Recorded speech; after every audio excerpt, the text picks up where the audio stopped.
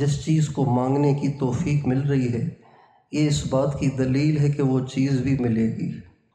اللہ تعالیٰ جب کسی کو کچھ دینا ہی نہیں چاہتے تو اس کی دعا کی بھی توفیق نہیں دیتے۔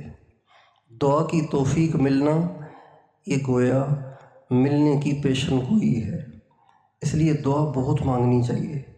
ہمارے حضرات بہت دعائیں کرتے تھے۔ ہمارے پاکستان کے تبلیغ کے جو امیر تھے حضرت حاجی عبدالوہاب صاحب سے پہلے، ان کا نام تھا حاجی بشیر صاحب۔ حضرت مولانا احسان الحق صاحب جو ہمارے رائے کے بزرگوں میں سے ہیں، ان کے والد صاحب، وہ روزانہ 4 گھنٹے دعا کرتے تھے۔ دعا دعا دعا دعا دعا مانگتے ہی رہتے تھے۔ جب ان کا انتقال ہوا تو حضرت مولانا احسان الحق صاحب اس وقت حج کے سفر میں تھے۔ جب واپس تشریف لائے تو فرمانے لگے والد کے انتقال کا بھی دکھ ہے، لیکن اس سے زیادہ دکھ اس بات کا ہے کہ ایک دعا مانگنے والا چلا گیا۔